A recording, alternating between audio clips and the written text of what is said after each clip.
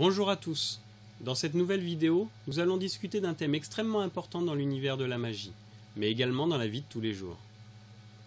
Pourtant, alors que nous sommes confrontés à son action continuelle autour de nous, très peu de gens en connaissent l'existence. Je veux vous parler aujourd'hui des égrégores.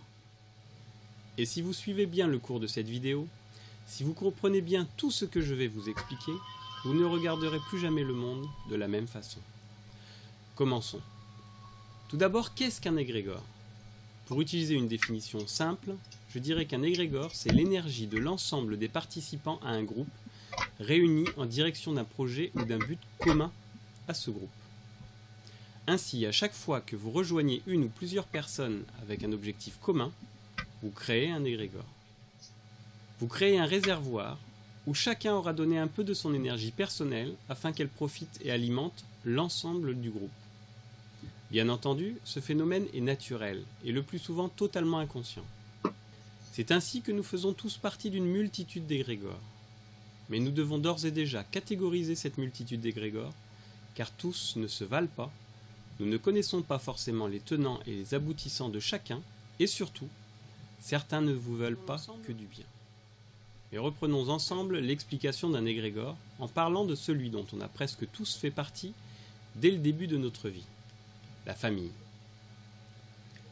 C'est l'un des tout premiers égrégores auxquels nous appartenons, et sans doute le plus important, car c'est lui qui vous garantira un équilibre émotionnel et une stabilité psychologique. Du moins dans la théorie, car dans les faits, je sais malheureusement que toutes les familles ne permettent pas forcément l'équilibre que l'on attend d'elles. Pour bien vous faire comprendre cette notion, imaginez que l'ensemble de votre énergie personnelle est semblable à de l'eau contenue dans une carafe. Non, finalement, n'imaginez pas. Regardez. Ceci est mon énergie.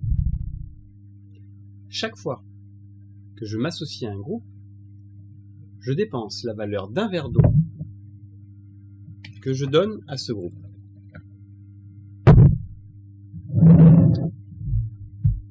Par exemple, voyez ce vase. Il est le contenant dans lequel je veux réaliser ma famille. Au tout départ, je vais être le seul représentant de la famille que je vais créer. Je verse donc un verre d'eau dans le vase famille.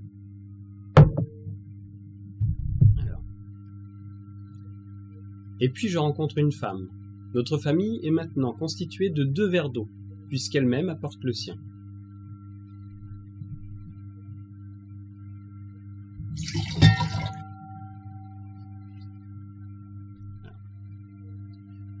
Nous vivons ainsi quelques années, durant lesquelles nous traversons des périodes de doute, des épreuves, mais aussi des moments de pur bonheur.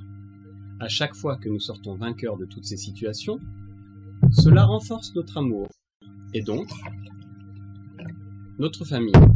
Et à chaque fois que nous renforçons notre famille, nous donnons toujours un peu plus d'énergie à celle-ci.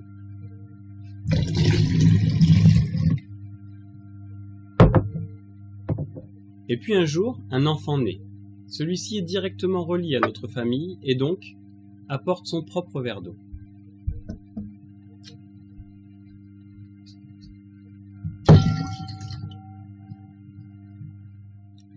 L'amour grandit et nous vivons des situations non plus à 2, mais à 3. Et à chaque victoire,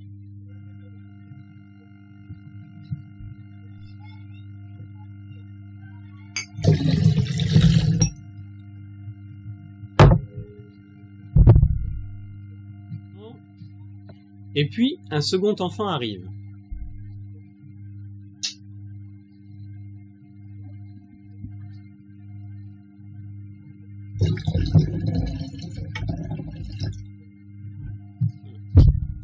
Et un troisième.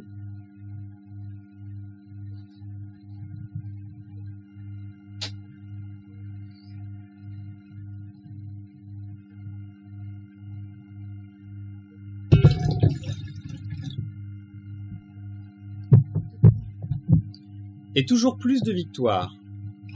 Et donc, toujours plus de verres.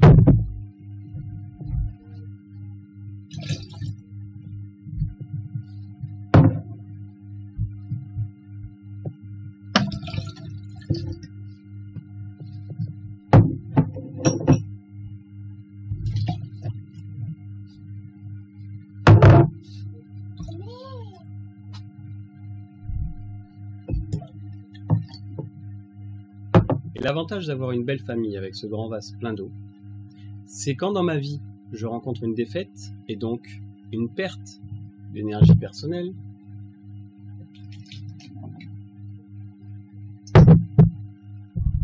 ma famille est toujours là pour me soutenir, sans que cela ne pénalise leur énergie propre.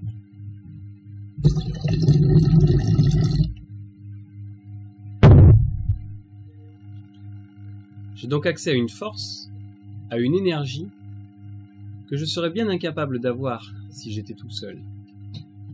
Et plus la famille est soudée sur plusieurs générations, et plus l'on a accès à un réservoir quasiment infini d'énergie. C'est ainsi qu'une famille aimante et soudée peut affronter tous les dangers, elle s'en sortira toujours vainqueur. Comme vous